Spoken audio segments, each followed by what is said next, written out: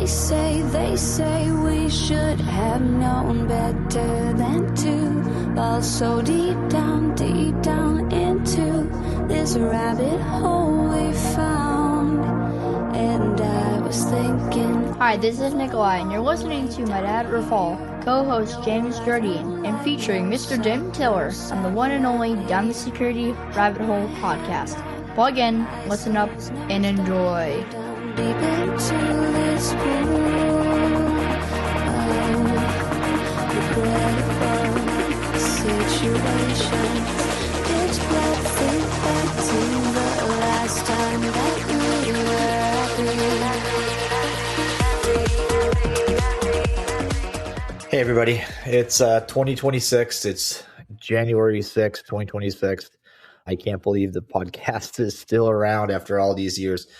And in lieu of recording an episode over the holidays, I thought about what kind of content to bring you that would be worthwhile, worth your time. And I know some of you guys go through the back catalog and listen to episodes, but I was listening to one of my favorite podcasts. If you are into weird things, it's called The Y-Files. It's a great listen. Go check him out. But he does these compilations every once in a while of like episodes that have happened in the past that you just kind of check in on and talk through and to see what it sounds like some years later. And I started going through the catalog and I started thinking about like, all right, if I was going to do one of these, if I was going to bring back an old episode, which one would it be? And you know what I settled on? Episode 100, because arguably one of the best guests I've ever had, with all due reverence to everybody else I've had on the show, one of the best guests, I'm sure you guys will agree, was Dan Geer on episode 100. And Dan talked about a whole bunch of stuff in terms of how we frame security, what our goals should be, the things that we talk about. Dan talked about the definition of security as the absence of unmitigable surprise. You should listen to that part. Talked about the pinnacles of security engineering coming from the Netflix days of resilience and all that. And the whole concept of like abandoned software and other things he's thinking about. As I'm listening to this episode, I'm going, you know what? I bet people don't listen to this enough. And it is a fantastic episode that has aged like a fine whiskey, wine, brandy, cheese, whatever ages well. But it is definitely one of my all-time favorite episodes. And so I wanted to share it with you guys. After I gave you a little background, I still have the audio file in the cut. So I'm going to splice this together and let you guys listen to the original episode 100 with Dan Geer. God, I hope you enjoyed it as much as I do. And if you go back, enjoy this one, go back through the catalog and find some of those guests. Not every episode you want to listen to again. Some of our newscast stuff that we used to do, obviously, may not be as prudent and relevant as it is today as it was back then. But there are guests we've had that are just stellar, right? These episodes age well. The information you get in them, the insights you get in them just could apply absolutely today, which just blows my mind, right? And it's kind of crazy. But July 7th, 2014 was episode 100, Security Wisdom from Dan Geer. I hope you enjoy it. And I look forward to what 2026 brings. Obviously, episode 700 is coming up quick and much more coming this year, you guys. You'll see us live in the world. So catch me from some of the places out there, obviously from Black Hat, RSA, and a couple other conferences that I'll let you know we're going to. Give us some love on YouTube. We're trying to reach a bigger audience because some people like to watch their content, not just listen to it. And if you're listening on a podcast player, iTunes, I don't know what else there is out there, give us a review, share your opinions, things you like, maybe things you don't like. I'll take it all, and I'll catch you on an episode. Thanks, you guys. Thanks for listening in 2026. Enjoy Dan Geer on episode 100 from July 7th. That's July 7th of the year 2014. Hey, have a great 2024, guys. All right, folks. Welcome to the Down the Rabbit Hole podcast. This is Raf and James. How are you, sir? Can you believe We're at the 100th episode. I don't. You stole my thunder. I was going to lead that in, but all right, fine. So, folks, we are at episode 100. I can't believe we actually gotten to this point. Started this podcast a couple of years ago. Thought, we'll release a few episodes, see what happens. But we are at episode 100. And, James, I'm pretty excited. You should be. Given, I think we got good stuff going on today. Yeah, well, today's guest is a man we were hoping to pick up somewhere along the line, but we saved him for episode 100. Ladies and gentlemen, Mr. Dan Geer. Dan, welcome to the show. Thank you very much. I appreciate the invitation. So you are our episode 100 guest. For those people that have lived in a cave that doesn't get the internets or any modern news, give us a quick introduction into the mind of Dan Geer, who you are, what you've done, and that. Okay, sure, I can do that. I've been at this for quite a while. Of course, the very first question, anytime somebody says I've been at this, the first question you should ask them is, well, why haven't you fixed it yet? So I'll leave that up to you to ask in a minute. But I've been at this a good while. Everyone my age, I'm in my middle 60s, and everyone my age in security, of course, was trained for something else because that was not a field when I started out. Strictly speaking, an electrical engineer retreaded as a biostatistician. But I say that only because that's an example of what I mean, that we were all trained for something else. In my case, I think that an engineering background coupled with a fair amount of knowledge about how to draw inferences from data has served pretty well, but in all honesty, it could be any number of preparations for security are perfectly adequate. Two examples I often give are, on the one hand, civil engineering. Why do buildings fall down? Why do bridges fall down? Thinking about structure, thinking about margin of safety, those kinds of things. Perfectly good preparation for working in this field. Similarly, being a lawyer, because lawyers, one of the things, particularly on the policy side, they have to worry about all the time is what's the difference between a regulation that you can enforce and one that you can't, for example. And there are numerous other things. I know a biologist who is especially useful in this space. I've written with him before. It doesn't, in my view, actually matter that much, or it hasn't mattered. Maybe it does now, but it didn't matter that much when I began because, and I still believe this, that cybersecurity is quite possibly the hardest intellectual discipline on the planet, mostly because what's true yesterday is not necessarily true tomorrow. And that idea that you can't just keep getting better at something. My great-grandfather was an accomplished cabinet maker, and we have a fair amount of his furniture, as you might imagine. And you can tell that his craft refined as time went on. And that was because, to a degree, walnut remained walnut, and steel remained steel, and linseed oil remained linseed oil, and so forth. And what was different was his craft.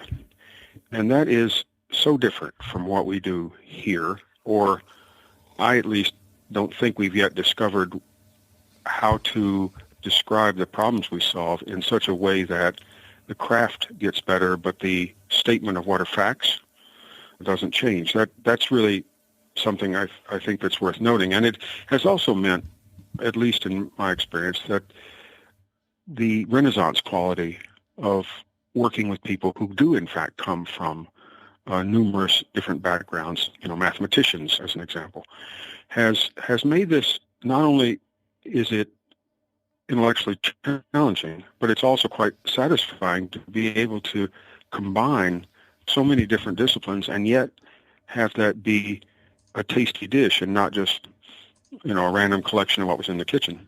The things that have that being early to this has allowed is, of course, a fair amount of being present at the invention. And not to get carried away with that, but Kerberos, for example, was done by my team on my watch.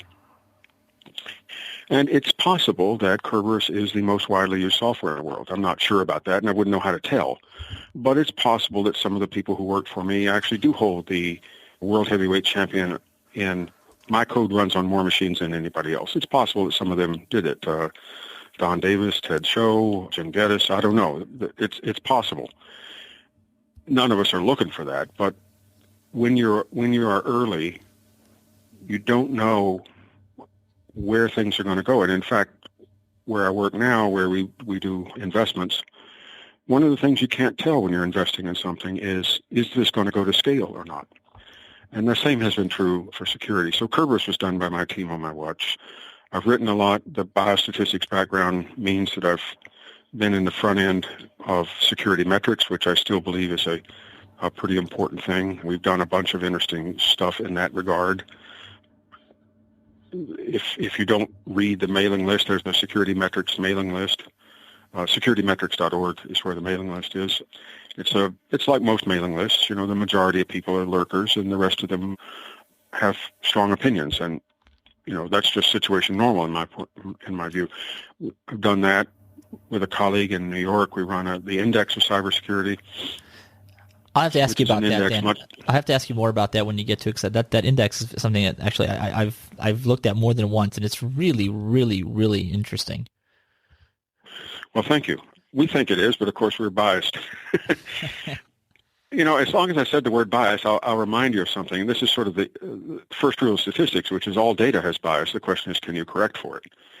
And that's certainly true in cybersecurity. It's certainly true that almost every bit of evidence that you get, you have to say, and under what circumstances was that collected? And can it be repeated a second time? And does it depend on definitions that we don't agree on? I'm sure you found in doing your podcast that if you ask each of your guests, what's a vulnerability? What's malware? What's prevention? You'll get different definitions. In fact, you'll get a lot of different definitions. Well, I think the industry struggles with APT right now in that regard, right? Nobody can really define it, but everybody's got the solution to it. That and cloud. Yeah. Right? Yeah, I mean, no, exactly. There's so many. Exactly what I mean. Exactly what I mean. That the nature of what we are talking about is in part because of its own mobility, its own rate of change. It's hard for us all even to agree on the definition of terms. And, we see the evidence of that everywhere is all I can say. And since I work in Washington a lot, well, you can certainly see it there. Not just there, but you can certainly see it there. And I do, in fact, somewhat feel for people who are going to try to sit down and say, well, what should our policy be? What should our law say? What should we ask people to do in terms of taking care of themselves? And what should we do in terms of saying that this is a job for government? All of this is difficult, and I guess I'm just repeating the bit about it being intellectually challenging. So let me start off then, because that is one heck of a background. Let me start off real quick then with the notion that, you said policy and law, right? Where should the government be stepping in? Where should individuals be holding? I think this is something the industry has holistically grappled with in ways that I haven't. It sort of gets pushed off into the corners of conversation because people are, I don't know if they're afraid to talk about it, but there's really no good answer to this. And it's, where does the government, our government, between the United States government and more also on the, because the internet is, quote, boundaryless, right? So, the international systems of law and order, whether you're talking about Interpol or the UN or something like that, where does the line for safety and security fall? And I want to get your thoughts on this because, there's a lot to be said here. But let's start with, where does responsibility for protecting, let's just say with responsibility and liability, with protecting information and then people, and then let's scale up from there. Well, I started with an easy one, right? Yeah, no, you started with an easy one, right? Well, as you probably know, and I don't mean this as any kind of bragging or anything, there was an episode in 2003 where myself and 7 others wrote a paper saying that the preponderance of, at that time, the Microsoft operating system, the total preponderance of that was itself a risk insofar as if you could take one machine, you could take them all. And that idea that are you referring to the somewhat famous monoculture thing? Yeah, the cost of monopoly, right? And I say that only because it was a question of the sort you were asking, which is there a policy issue here? Is there a liability issue here? If everybody buys the same thing, then at least until that point, it meant that everybody shared the same risks. And when you introduce a shared risk, is that or is that not something that ought to be a concern of policy people at the highest level? I happen to think it is, but you could certainly make an argument in another direction.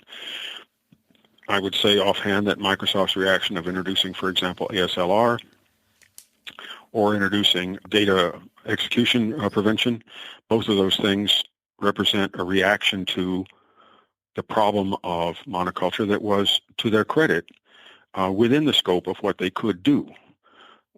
I'm, in fact, at the moment writing a paper on the question of liability, and it brings up all sorts of awkward things. For example, as you well know, the Heartbleed problem was open source. This is not an issue of closed versus open source, but the Heartbleed issue was an open source issue.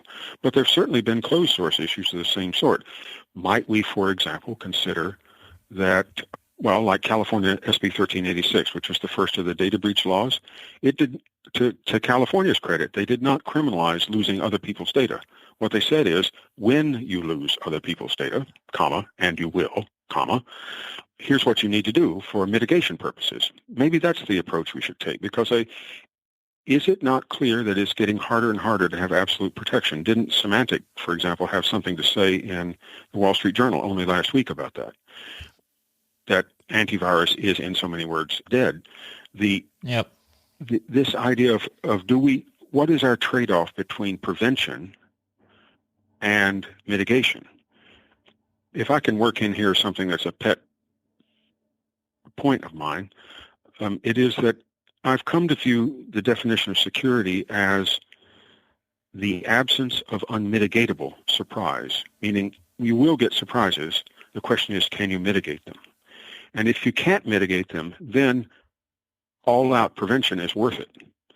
If you can mitigate them, then there comes a point at which further effort at prevention is a waste of money and time. Effort should go to mitigation.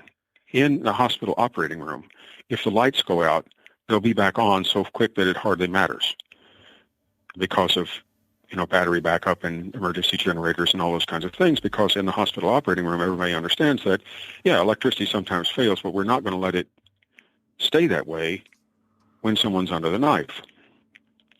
Do we need more examples like that in the cyber environment? My understanding is that, let me think, is it Netflix that regularly breaks their own environment? It is. That's I think exactly.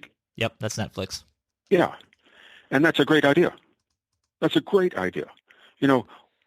If the head of quality control, or whatever you want to call it, walks in from time to time, pulls out a .45 and shoots something at random, and nothing happens, I think you're getting somewhere.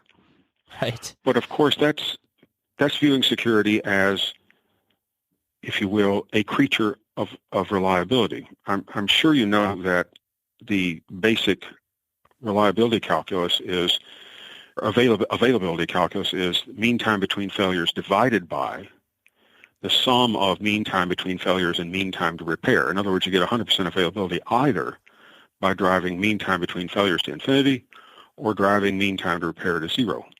And either of them are attractive. And I think we're at a point where, across the board, we sort of need to pay attention to that and put more effort into recovering and less effort into prevention, because the prevention thing, we have played that game to the point where we're all at some sort of cost-ineffective asymptote. Oh, my gosh. Does that make sense at least? You have no idea how excited I am to hear you say that, because it's been in my slides at various conferences for at least a year now, and I know we've various other folks. I'm confident I'm not the only one. In fact, I know for a fact I'm not the only person saying this, but I'm not that smart. But there's a shift in the security community among people that are just sick of sort of watching organizations get to a point where they've been breached, and that's considered the ultimate failure. And I love the fact that you said that that recoverability is a big deal, and how quickly you can recover. But I think here's the catch here, right? I think the catch is, Dan, that the reason we're still so focused on prevention is because prevention comes in a form of a 1U box or some software you can install. Recoverability is a little bit trickier, right? It takes finesse to be able to recover after you've been breached, or to notice that you've been breached, right? So mean time between failure, I think, is a good metric. But I also look at things like how quickly can you detect that bad things have happened, which means you can drive down your response time, right? Which means your affected time is less. Absolutely. Again, I'll work in another thing that that I sort of beat into the ground on a regular basis. But my view of what is the pinnacle goal of security engineering, and I think the answer is no silent failure. And if you look at, for example, the Verizon data breach report, where they regularly report, quarter after quarter, an unchanging fact is that 80% of data breaches are discovered not by the victim. And when you find that 80% of the data breaches are discovered not by the victim, what you're saying is we are dominated by silent failure. And that might be a place where, for example, liability is an issue. If you've been had and you're not even aware of it because you're not paying the right kind of attention, I think you do have a bit of responsibility. I'm not certain about the legal definition of negligence when it comes down to such details as this, but the classic definition of negligence is where the potential loss is greater than the cost of prevention. It's negligent if you didn't do it. And I think we're close to that, particularly as we become more dependent on what amounts to functions which inherently require cybersecurity.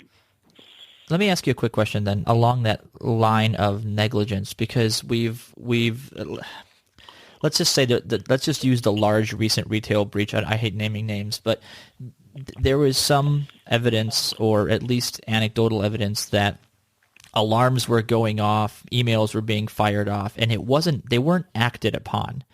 Do we consider, not necessarily they're excited, again, I don't want to pass judgment, but in the broader sense, when an organization has the technologies and the tools and all the kit that's necessary to essentially, things in the closet are yelling at them saying bad things are happening, but they don't act on them. Is that where you draw the line? For example, so if a company gets breached, my bank gets, so for example, right, my bank gets breached, Acme Bank, they get breached, my credit card information stolen, my identity stolen, blah, blah, blah.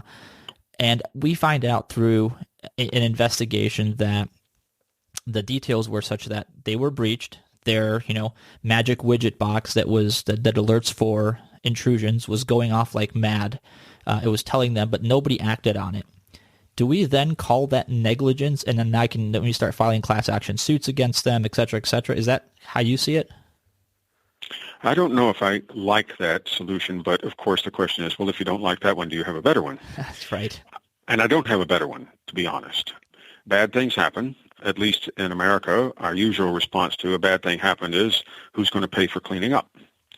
And that's really what negligence sort of comes down to, who's going to pay for cleaning up. And my guess would be that over time, the courts will, if they're not guided by the legislature, will decide that there are negligence issues that, as you say, what did you know and when did you know it becomes a question of fact in a liability type lawsuit. I'm sure that will be the case. Now, of course, as you well know, the number of alarms going off at any given time is sort of hard to handle. The false positive rates for almost everything are not impossible, but they are challenging on a daily basis. And I'm sure that there are opponents of ours who know how to deploy that. I'm going to make all their alarms go off at once, therefore they won't notice what I'm doing. Right, I'm exactly. sure of that. And if that's the case, the question is, is that your fault? And I don't know if it's fault, but it might be, nevertheless, the entity whose environment was itself subject to this, and as a result, its losses extended to its customers' losses. I don't see how that doesn't eventually end up being the kind of thing that a judge will decide, well, life is unfair, but by the way, it's your fault. I don't see how it goes any other way. Again, I don't necessarily like that, but on the other hand, I don't have a better solution. In the world of pharmaceuticals, where you're talking about the cutting edge is typically experimental drugs, every user, if you want to call it that, every person to whom they're be administered has to sign something like informed consent. We don't have an informed consent rule here, but by analogy, maybe that's what you're looking for. Well, but you have those ridiculous software end user license agreements that basically say, without a standard copy, we are not liable for what you do with the software. Any, if it causes your house to blow up, it's not our fault, blah, blah, blah. You buy it as is. I mean, how long will that stuff stand? Well, there was a wonderful quote in the Register 10 years ago that I wish I could come up with off the top of my head. I can't. But it was this kind of, I'm going to murder it here and say,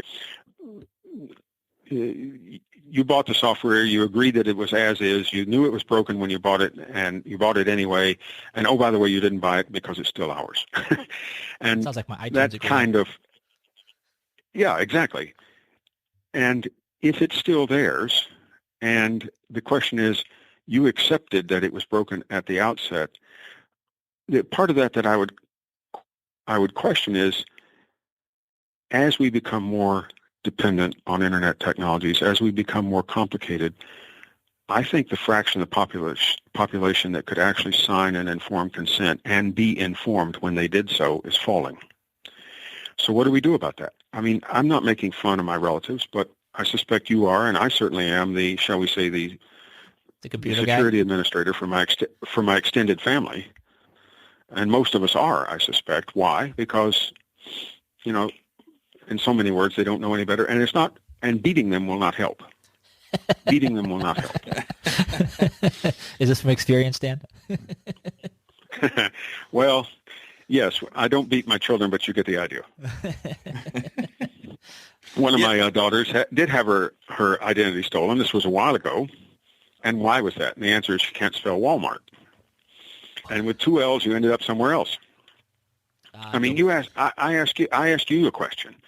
Do you think the elaborate proliferation of top-level domains, what ICANN's up to now, is going to make things easier or harder for us? Oh, hell no. I mean, there are domains now that I think I've lost track. There's like .pro, .guru, like why? What is besides somebody from some lobby someplace? Hell, man, there's .canon and .pepsi, for heaven's sakes. Why? Well, it means that I cannot tell my extended family, to continue to beat on them a little bit, I cannot tell them what to look for, because they'll follow a link, and it will, no doubt on a handheld device where there's only so much screen real estate, that will take them to, credit.Sears. I don't think Sears has a top-level domain, but let me use that for a second. If my mother-in-law, for example, gets email from credit.Sears, what is she supposed to do? Click the link and give all her info, of course. Right. What are you going to do about that? I mean, I'm not a fan of what ICANN is doing, and I have in fact said, so I might as well own up to it, that as far as I'm concerned, the proliferation of top-level domains is the biggest criminogenic action ever taken in the internet. It's not criminal, but it's going to make it possible for criminals in ways that we haven't seen before. Yeah, because you really are going to see so many sites with that same name come out. I mean, how many times do you get, if you own a domain name, the number of times you get something that, hey, get this domain.cn, or somebody over in this country is trying to register, your domain under their top-level domain. Yep. And, oh, yeah. Now you're just making it so much more difficult. I remember when it was, you had to, you'd go out and buy the .com, the .org, and there was like three of them, the .net. You'd get all three of those to help protect your brand. And now there's 50 different top-level domains that, to really protect your brand, you almost have to kind of take them all. And if you get a chance, if you get a chance to get a person who can speak about that, I don't know, but how many domains does Coca-Cola own? And I would bet it's a lot. Yeah, I'm probably just picking on them completely out of the sky, or Pfizer, or, you name one of those. If they want to protect it, they do have to buy them all. And all the misspellings. And there's a lot of them. Oh, yeah. Are you going to throw in Unicode equivalents to ASCII? Well, so funny that you say that because Chris Webber had just a hat tip to him, had this fantastic presentation a couple of years ago where he wrote out PayPal.com in so many different languages, in language sets, including Cyrillic, and the InfoSec people in the room could not tell that they were not going to PayPal.com. To me, this was a stern smack to the side of the head because as security professionals, the people that do this every day, that we are paranoid, we know what to look for. In fact, we were all tricked. Yep. Well, back to the question of policy. Let me ask you a question. If I abandon a child, I abandon a car, I abandon a bank account, I abandon a property, eventually something will kick into gear and will reallocate the child or the car or the property or the bank account, right? Somebody will eventually get it. Abandoned stuff, there is a regime for that. Yep. What do we do about abandoned software? What do we do about certifying authority that goes bankrupt? There's a large number of these that you could, I suspect there's a bunch of short stories that could be written about now. But what do you do about that? Do you want abandonment to become in the cyberspace as codified as it is in the physical space? And I think the answer is we sort of gotta. I mean, I can certainly, I would be willing to get in a debate with someone where the question on the table is, be it resolved that if you stop supporting your product, you have to open source it. Holy crap. Well, think about XP and all the ATMs right now. All the teller machines running XP, what are they going to do? I'm not making fun of Microsoft here. It is a problem. I don't doubt that. But nevertheless, if you're not going to continue to service your user base, what is an alternative? Make you do it forever? Well, that's unlikely. Give the source of it back over, in which case my friend Jim Geddes would say, yeah, that'll work real well. They don't even know how to build it anymore. Right. and he's right. The build environment probably is more complex, ticklish, if you will, than the source code. What are we going to do about that? And it only matters, as with contracts and with law in general, it only matters when things go badly. It doesn't matter on a good day. Right. At all. So And this is the question about what is a mitigation for a code base in wide use that is no longer supported? What is the mitigation for that? Well, so look, I gotta push that just a little bit and say it's not like, a month ago Microsoft said XP is going to go out of support. Right. We're all screwed in a month. They gave us literally years of heads up.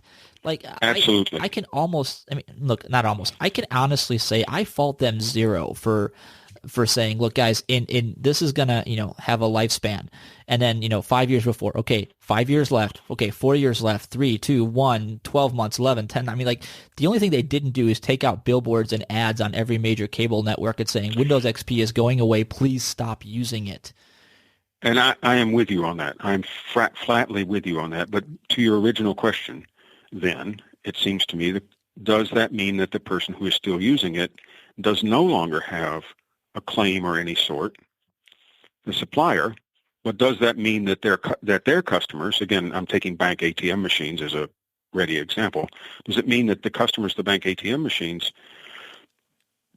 who are now at risk, in some sense, do they have a claim against the people who are still using the stuff that, in theory, is no longer supposed to be in use? And I guess the answer is yes. Yeah, well, I mean, if somebody's making a conscious decision to use a platform that is no longer supported and it adversely impacts their clients, it only rolls up to the highest level of responsibility it chose to make that decision. I mean, that's my opinion. Yeah, right. You're probably right. You're probably right that the metric here is find the level at which decision is made and focus there.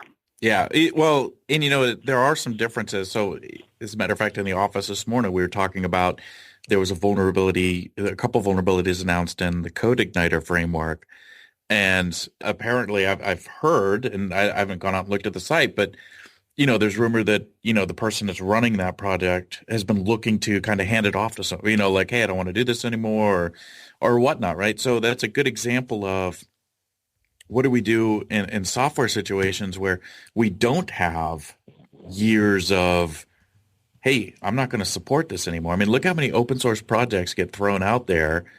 Something starts going on and people embed them, and then maybe they just die, but people are still using.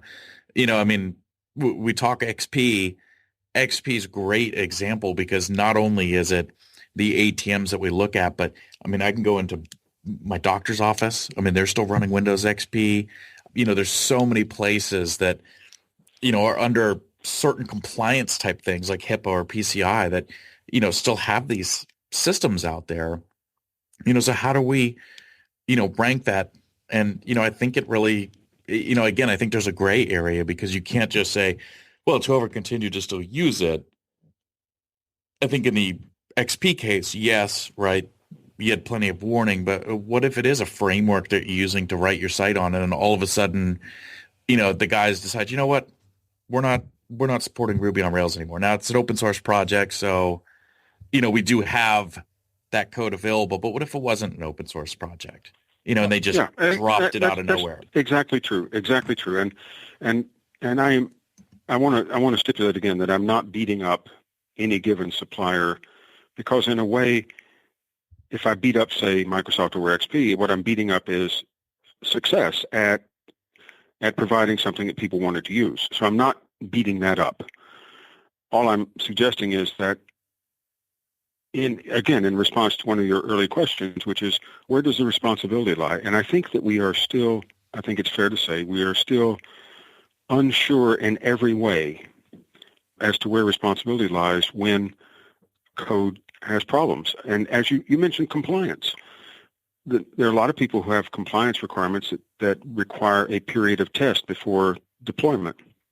And at the same time, of course, as we all know, the minute some kinds of flaws are announced, attacks based on those flaws, begin.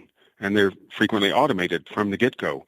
And if you've got a compliance thing that says you've got to test it for a month in a sterile environment and so forth, well, what are you going to do? Are you going to break the compliance rules? Or are you going to deploy code that you're not altogether sure really fixes the problem? And we've had several experiences where major suppliers have provided code fixes that themselves had problems, and we all know that.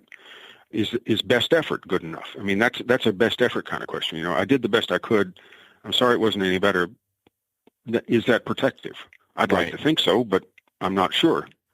Yeah, I think it's definitely a gray area that, there has to be lots of thought put into it. One of the things I did want to ask, and as we were talking about this earlier, and it kind of switches directions a little bit about this, but, you talked about coming from a different background and, how it really doesn't matter. And I know a lot of developers, right, that come from, having history degrees or degrees that have nothing to do with computer science.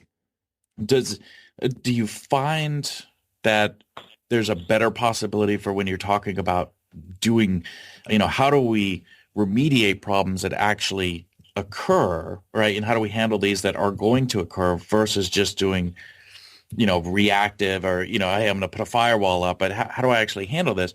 That people with other types of backgrounds are actually better at it than somebody coming up through the technical world? To where somebody with like a civil engineering... I don't have a good answer for that. Part of it is the bias I have, which is coming from the public health world, as I do. In the public health world, well, for example, you check into the hospital, you have medical privacy, and there's lots of rules about that, except if you check in with the plague or anthrax or Chagas disease, in which case you don't have any because that's thought to be a public health question. The fact that you somehow managed to contract smallpox, it doesn't matter about your privacy. That's over. Do we want that? Is that an example of something we want? Do we want to say, I mean, I'm going to get back into policy here, whether you meant for me to or not, but do I want, let me back up one sentence. Why does the CDC in Atlanta work? And the answer is three things. Mandatory reporting of communicable diseases, enough history to be able to differentiate an anomaly from an outbreak, and away teams that can rush off to wherever the Ebola is or something like that. That first one, mandatory reporting of communicable diseases, say that attacks are a mandatory reporting thing. And there's an argument for that in the medical world. how did you end up with this disease? Isn't there a guy who just came from Saudi Arabia who's in Central Florida somewhere with a new respiratory disease? I think he's got MERS. MERS. MERS, yeah. Right. There's some guy in Orlando, isn't it, who just showed up with MERS, which we haven't had here before. Mandatory reporting is a public health style response, which is there are things which are important enough that it trumps the ordinary rules. Do we want that here? And that might be something to think about. If I forget the name of the group that, Mandiant fingered for APT in their AP report. But if they show up in your office, so to speak, is that mandatory reporting? It might well be. Well, that's an interesting. I don't know how to solve this. That's an interesting public policy question too, but we have actually, well, maybe not so in so many words, but if I look at this sort of infrastructure of security of the security community and the industry as a whole, I mean, we've got U.S. CERT, we've got all these different entities that, in theory, should have this sort of mandatory reporting structure, but none of them have any teeth. None of them have anything more than hey, you should go try this charter. Is it time to, seriously put some kind of law behind it that says, you have every time you get hit, you have to report up to this with this kind of information? I mean, does it become a greater? There is in the financial world, there is the rule of if it has a material, that's the important word, material impact.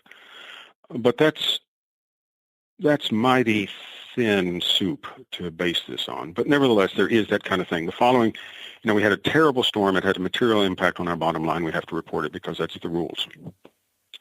I'm not sure whether there's a similar sort of simple, if you want to call it that, materiality rule here. But suppose, for example, that you discover that you are being used as an attack vehicle on somebody else. I think we could all agree that if I were to discover that my computers are being used to DOS, Lockheed, then I probably should report that. Of course, on the other hand, you could say, why didn't the ISP notice? But then I should probably report that when I'm being used. Sorry? So the question I would ask, who the heck do you report that to? Well, I don't know.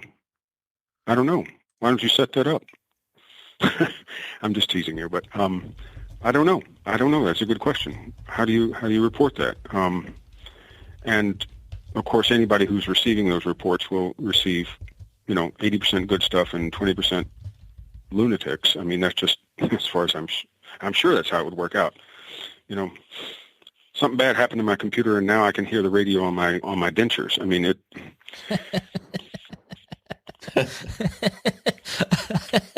Okay, that's funny.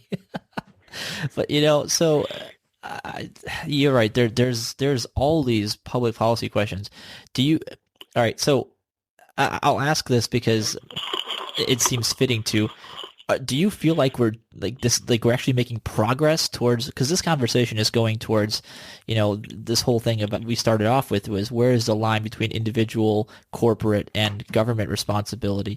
Are we pushing the line forward on this? Is anything getting better?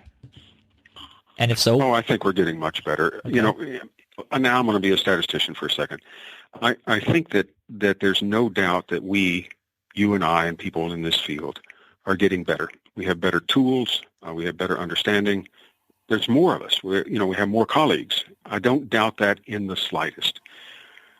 As a statistician, the question would be, is our getting better keeping pace with the size of the attack surface? And I don't know the answer to that. You could argue that electronic health records for everybody is an attack surface that we just don't even have a grasp on yet. We might argue that the smart grid is that. We might argue a lot of things along those lines. Certainly when a particular, what had heretofore been a particular freestanding product, what's a good example? Adobe's Illustrator, for example.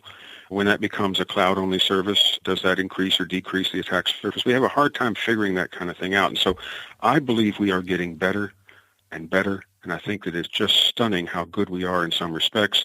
And the question that I don't know how to measure is, are we keeping pace with the attack surface expansion that is going on at the same time? I don't know the answer to that. And I'm not trying to do the Chicken Little the sky's falling thing here at all.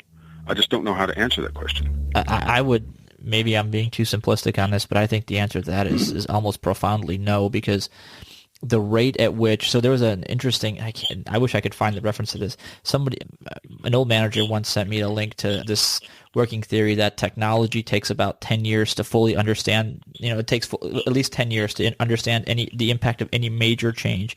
And it was applied to technology, right? Like the fact that there was an internet, it'll take at least a decade to fully understand what that is upon society, and et cetera, et cetera. And now we're talking about, the Internet of Things is the big buzzword, big data, and all these other types of things. But ultimately what's happened is I think the attack surface is exploding exponentially, because when I started in, quote, computers, I worked on Acer Altos boxes that didn't, that every once in a while modemed into some place for a few seconds to get data to a bank or something, right? And you may remember those big things. Those are big behemoths that you were hoping that they would power back up, because once you powered them down after being on for a year and a half or so, it got dangerous to turn them off again. But the attack surface was at that time, even 5 years after that, relatively simple, right? We had a T1 coming into the office of the .com I started working for. I could put a firewall on it, attack surface mostly mitigated, right? You're not going to walk in and attack one of the desktops because there's, a reasonable amount of people in the office. But now, when you talk about the perimeter of any given company, it's ridiculous. There is, the perimeter is a bajillion micro perimeters, right? And it's the perimeter has to be around, I think, the data as opposed to the devices or the network or the applications. And so, I don't know. I think we're losing that war, and unfortunately, I think it gets worse every day. Or maybe or maybe we're making incremental progress, but we take, one step forward on progress, and the amount of change is 2 steps forward. So we're always at, still falling behind it, even though we're getting ahead. Well, that's true. And you may or may not know a guy named Marcus Ranum. I know Marcus. Well, you may remember him saying that the internet will remain as insecure as it's possible to be and still operate. Yep. Which might be, might be the appropriate, shall we say, curmudgeon remark for this, which is it'll be as insecure as possible for it to still operate. I'm a little less pessimistic than that. Can I reference a couple pieces of academic work that I think might lead somewhere? By all means. One is Sandy Clark, who is a grad student from Matt Blaze at Penn. And she's been working on, and has, to my mind, begun to show in real numbers terms, that the opposition relies to such a degree on reverse engineering either protocols or of software or assumptions. In some ways, they want to understand how your stuff works, and then from that they can do things. That if you roll your code base often enough, that you might be getting somewhere, that you would have, there's an interval when a new product comes out or a new version of a product comes out where for a short period of time there are no attacks because the opposition has to figure out how it works.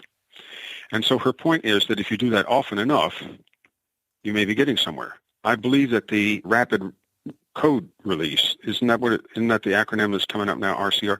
The rapid code release idea, which you're seeing in other settings, is exactly taking advantage of that fact, which is if you roll the code base often enough, the opposition can't figure it out. That there might be a piece of the puzzle there, which is we can't prevent it, but we can keep the opposition from catching up to us, in which case we are using against the opposition the very tools they use against us. They have polymorphic viruses, et cetera, et cetera, et cetera. Well, maybe we have polymorphic targets. Yeah, but is that practical everywhere? That might everywhere? be something. Well, I don't know the answer to that, of course, but, I read a paper for IEEE recently, which hasn't been published yet, so I can't go very far here at all. But it was talking about, suppose that there's enough computing power that every time for an app for an Android phone, let's say, every 100 downloads, they recompile it with a diversity compiler. Huh. Now, in principle, that is execution identical, but it means that that if you look at the population of people running that app, you can't tell in advance which version of whatever it is they have, and that would be easy enough to do. Every 100 downloads, you do a diversity recompile. Dave Vitale, who you probably know or have had on your show, at Immunity, he has repeatedly said that the hardest problem for the attacker is not writing the attack code, but test. So maybe that's what you do. You maybe make the test problem that they have, which is already their hardest problem, you make it insurmountable. Now, in other words, all the things I just described may be part of a whole. That might be one strategy. A different strategy is out of a group called the Language Theoretic Security People, or LangSec. It's sort of centered at Dartmouth, but not just there, in which case they point out that the most important thing you can do is avoid having Turing-complete languages. Now, you might immediately say, well, wait a minute, JavaScript's Turing-complete, HTML5 is Turing-complete, Flash is Turing-complete. Well, that's the point, which is that if it is a Turing-complete language, then in turn the halting problem applies, and therefore you can never actually prove that anything is secure. Maybe what you want is less expressibility. In other words, languages that have less expressibility, because only when they have less expressibility than being Turing-complete can you actually test.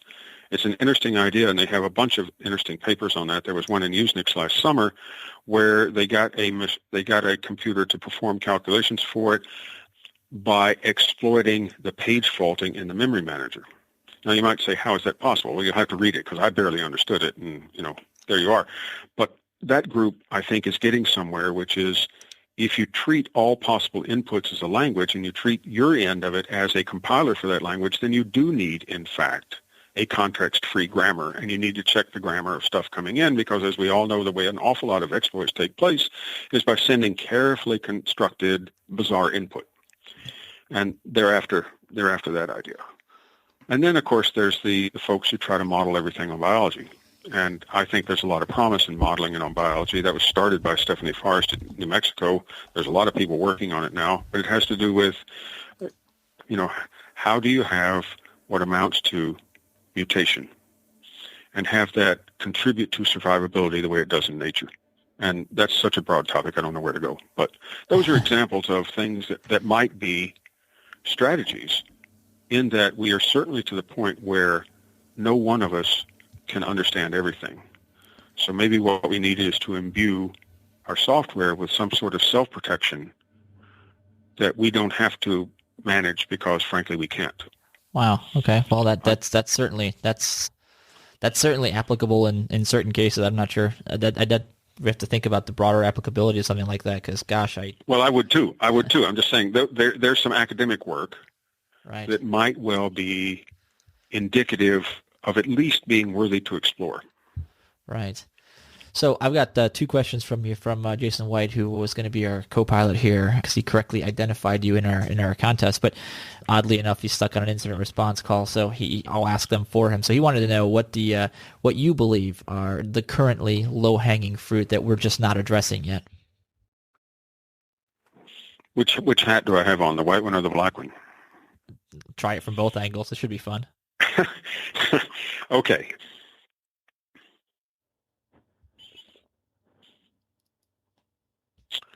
All right. Well, as you well know, in Washington at the moment, there's a ton of pushing and pulling over the question of what might be called network neutrality, but it's broader than that. And that has to do with, is what's being carried on the wire just bits, in which case, of course, an ISP and so forth could only charge the same for bits. Bits are bits. You want to send a million, you want to send a billion, you want to send 5, cost per bit, still the same. The advantage of that from their point of view would be that then they're common carriers. They're like FedEx. FedEx is not responsible if you send a package of bad stuff, because they're a common carrier. They're obligated to take anything that people want to send through them, but the obligation extends to, well, if you're obligated to take it, you're not responsible for it. That's the one side. The other side is, you can do whatever you like. You want to charge something different for one class of movies versus another, or movies versus telephone calls or whatever, perfectly fine. But by the way, since you're testing what the content is, you're responsible for it. Now, I don't know which one I would do. I think if I was the FCC commissioner, I might just go to all the ISPs and say, you can have either model you want, but you can't have both. In other words, you can be free of you can have the common carrier protection, but oh, by the way, bits are bits. Or you can say, charge whatever the hell you like. But by the way, if I discover that you are transmitting bad shit, you are culpable for that. And of course, that isn't going to happen, but low-hanging fruit, that's a pretty easy one. However, in terms of things that might actually be workable, is it seems to me that large entities now probably ought to be responsible for what comes out of them. Some sort of egress filtering might well be a responsibility for large entities. If you have enough computers, whether you're an ISP or you're a big manufacturer or you're a big university or whatever, if you have enough nodes that, in fact, were they to be organized in a botnet or something, or anything of that nature, that you are responsible for the traffic you emit. That might be a reasonable idea. And I think that would be doable. And certainly an awful lot of places already worry about, traffic going out. They worry about it or all the Social Security numbers going out in emails. It might be that. But the idea that having egress filtering might well be something that we'd want to put on the table. That if you do egress filtering, then there's a certain amount of safe harbor-like protections that you get. And if you don't, well, you don't. I don't think that would have an overnight effect, but I think it would have an effect in time. And I'm not sure at this point we have any overnight effects. Maybe that's what you mean by, low-hanging fruit. A different example might be, and again, I'm in an investment company situation. I've started asking people what they write their code in. And I feel differently if they say they're writing it in Rust versus they say they're writing it in PHP. I'm just picking on two examples there, but what is your code written in? Is the code written in something which is a proven whirlwind of vulnerabilities? PHP leading to Joomla, for example. Right. Or, just to pick on somebody. You can't have these conversations without picking on somebody, so I'm just going to pick on them. Or if it's written in Haskell. I'm just making this up, but, is that better? And I like to think it's better. And maybe your choice of engineering discipline ought to be characterized in your product just the same way that when I buy a jar of pickles at the grocery store, it says what the ingredients are. Maybe I need a bill of materials. These are the libraries that I didn't write that I am dependent on that came from somewhere else. The old Thompson's on Trusting Trust paper from so long ago. Maybe that's what we want. Maybe we want a bill of materials saying, yes, this is a great product. We have the following. We took in the following ingredients from people other than ourselves. We didn't make our own salt for the pickles. We didn't make our own coriander seeds for the pickles. We didn't grow our own cucumbers, blah, blah, blah. Maybe that's what we want to do. And I think, again, that a discussion about a bill of materials All right. might well be something. So here's the last one then, and we'll close off with this because we're definitely up against the end of the hour here. One final question, and Jason wanted to know, if the internet were built today and you were instrumental in building it, what would you keep and what would you throw away? Oh, that's a fabulous question. Congratulate the question asker. That's Jason's. Well, for example, would you keep end-to-end? I happen to think yes. I think end-to-end is the right answer. That is to say that the transmission medium is responsible for delivery, and the ends negotiate what their relative trust and risk avoidance policies are based on the ends. I would keep that if at all possible. I would. What would I not keep? I wouldn't keep I would have done something different for naming. And to be honest, sir, I think that naming is a harder problem in security. But we spoke of it a little before with the proliferation of top-level domains. I'll say it now. The hardest part to me about fixing the Internet, and I know that's a dumb thing to describe as, but I would do something different than naming because I think naming is harder. And I'm not sure what I would do, but I would keep end-to-end, but I would rethink naming, knowing what we know now. Well, that is fantastic to end off with. James, you got anything? Has your head exploded yet? trying to pick up the pieces now. You know, I mean, it's great. I mean, a lot of this stuff is stuff that, you know, I was just thinking, it was either today or yesterday, about the idea of like software and the ability to kind of randomize the code in it. So, you know, to hear Dan say that on here, you know, that there's academic research going into that type of thing, you know, it's like, man, that's kind of cool, you know, that other people are thinking of some of these things as well. You know, yeah, we have to figure out how we can start getting better at doing the things that we just don't do that well. And, you know, obviously from all of this, right, it's a lot of work, you know.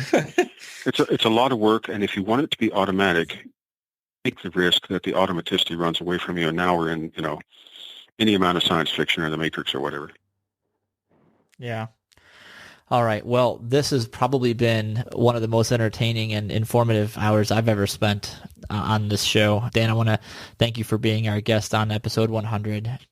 I'm going to simply ask that maybe you come back, because there's so much that we haven't covered, and this would probably end up somewhere in the 10-hour category. This would be a marathon podcast if we kept going. But you think you'd be amenable to that, trying this again someday? Sure, I'll be happy to. That's fantastic. Well, thank you so much again. Awesome. Folks, this has been episode 100 of the Down the Rabbit Hole podcast. We have been speaking with Mr. Dan Geer. If your head has not exploded, if your brain is not full, you have not been paying attention. This has been one of my favorite shows, definitely. I want to thank Jason for dropping in the question. Sorry you couldn't make it, buddy. James, thanks for being along. To everybody that's been a guest, contributed, downloaded an episode, spread the word, thank you so much as we hit 100 and look forward to 101 coming up. I'm excited about what kinds of things we're going to have in the future, and I hope to have you guys as listeners going forward. So, Dan, thank you for being on the show, sir. Thank you for asking. And James, as always, look forward to many more long episodes with you. Always a pleasure. All right, folks, thanks for listening. This is Raf, the White Rabbit, for Down the Rabbit Hole podcast, signing off. Episode 100 is in the books, and we'll see you on 101. Bye, guys. This is Bella. Thanks for listening. Don't forget to leave my dad a review and share this with your friends. Bye!